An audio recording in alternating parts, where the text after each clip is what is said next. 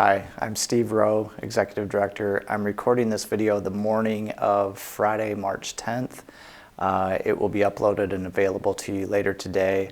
I apologize for our delay in getting it to you this week. As you are probably aware, Kim Bergen-Jackson was on vacation last week, and it would have been her turn to record. She was not feeling well early in the week, and we were hopeful that she would get back, but she is still out sick.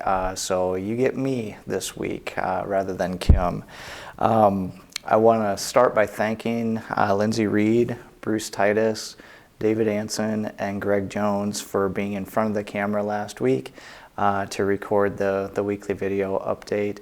And as always, Kim Herring is behind the camera recording to get this out to you. So thanks to that team for keeping us going last week.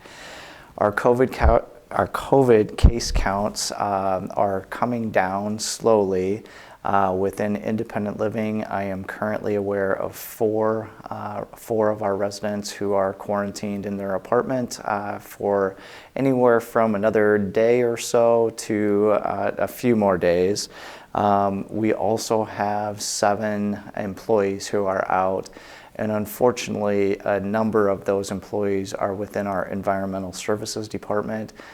So Josiah's department especially has been hit hard recently, and that will impact service to some of our residents over the next week or so. We apologize for that, but when we have an employee who tests positive, they're basically out of work for 10 calendar days, which just makes it a bit of a challenge to keep everything going sometimes when we've got a lot of people out from one specific department.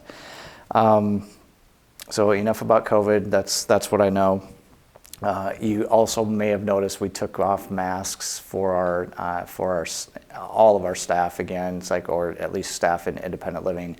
We are still masked in the health center by regulation. So most of you know that we are working on trying to add a 4th building at Oak Knoll East, and the primary focus of that building would be to provide assisted living services.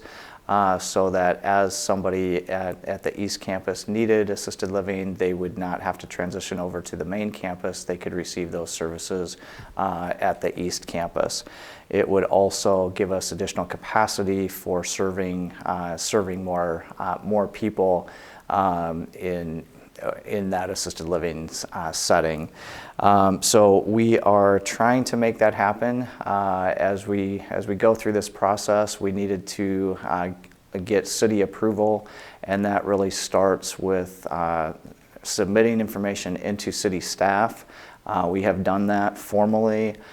They have replied. They've said that we've met all the requirements, at least as far as they are concerned, and the next step is it goes to Planning and Zoning Commission.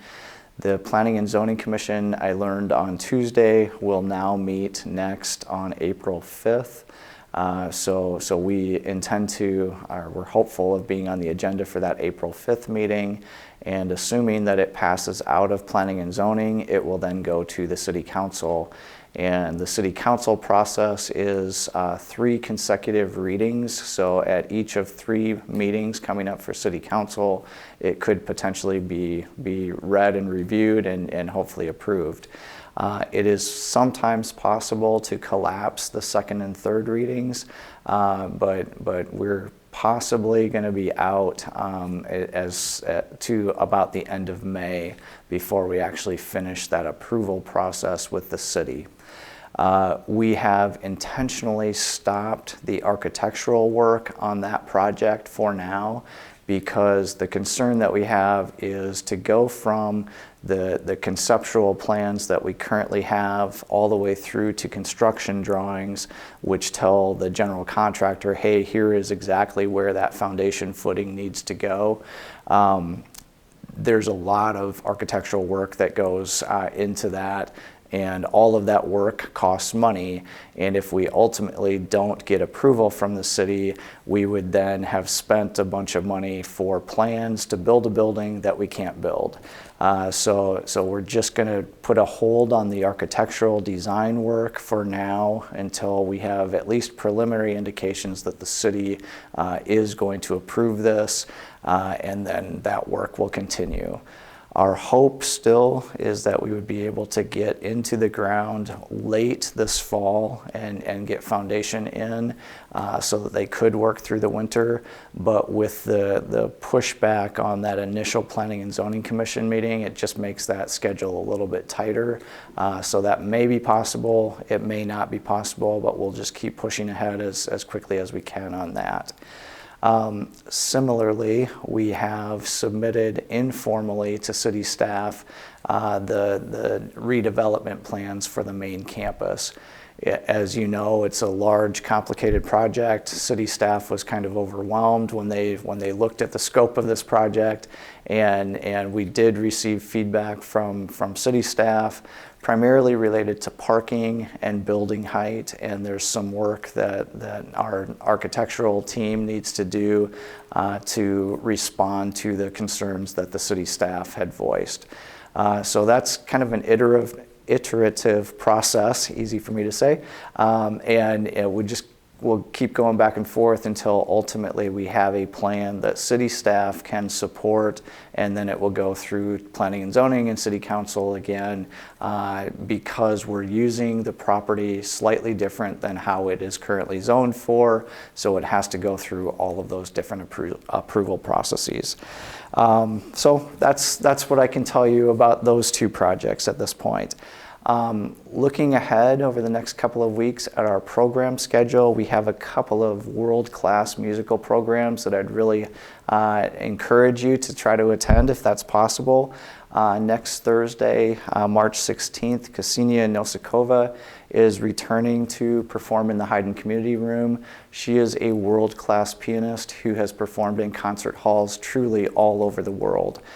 So look at the Acorns blurb about that program, and if you enjoy concert piano music, it will be well worth your time. And then on the following Thursday, we have the return of Red Cedar Chamber Music. Again, easy for me to say. And they've been at Oaknoll a few times and always put on a great performance for us. So we've got a couple of really, really good programs coming up over the next couple of weeks. I encourage you to attend. April and I did have a really nice vacation last week. We were in Negril, Jamaica.